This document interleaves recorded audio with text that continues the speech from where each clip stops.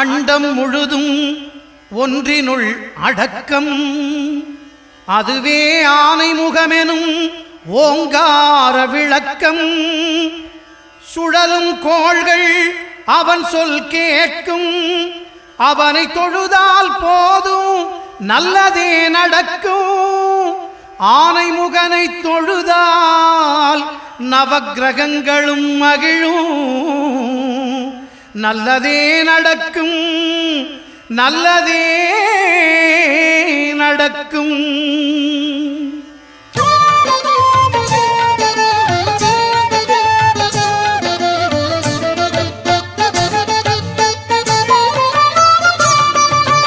ஒன்பது கோளும் ஒன்றாய் காண அங்கு கற்பகம் என்னும் கடவுளின் மெய்யில். ஒன்பது கோளும் ஒன்றாய் காண அங்கு கற்பகம் என்னும் கடவுளின் மெய்யில். சூரியன் முதலாய் 9 கிரகமும் பலவித குணங்களை கொண்டிருக்கும். எங்கள் கற்பக தருவில் அவை வரும்போது ஒன்றாய் சேர்ந்து பலனளிக்கும்.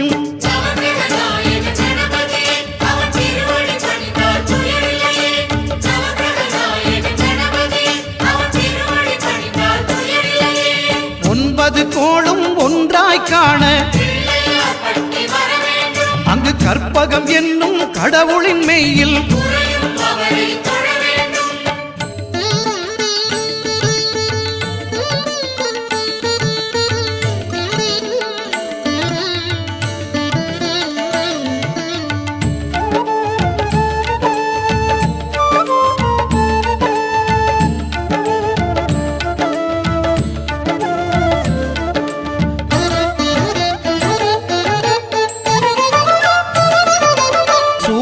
பகவான் ஒளிமுகம் காண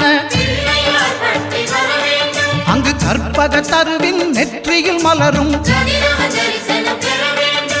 சூரிய பகவான் ஒளிமுகம் காண அங்கு கற்பக தருவின் நெற்றியில் மலரும். இருளை விலக்கி உலகை எழுப்பும் ஞாயிறு அங்கே குடியிருப்பான். அவன் ஆனை முகத்தனின் அடியவர் மனத்தில் ஒளியாய் வந்து கொலுவிருப்பான்.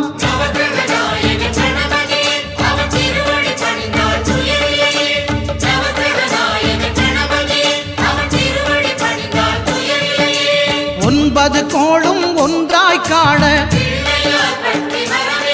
அங்கு கற்பகம் என்னும் கடவுளின் மெய்யில்.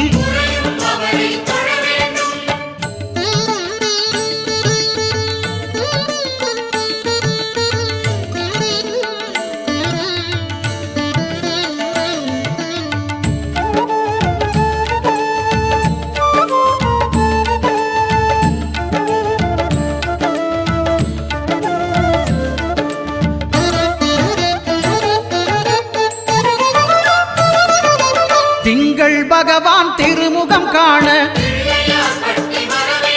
அங்கு கற்பக பெருமான் தொப்புள் குழியில். திங்கள் பகவான் திருமுகம் காண அங்கு கற்பக பெருமான் தொப்புள் குழியில்.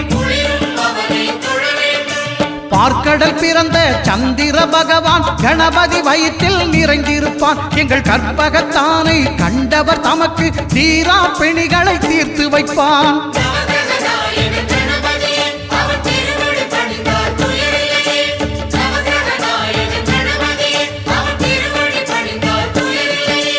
ஒன்பது கோளும் ஒன்றாய் காண அங்கு கற்பகம் என்னும் கடவுளின் மெய்யில்.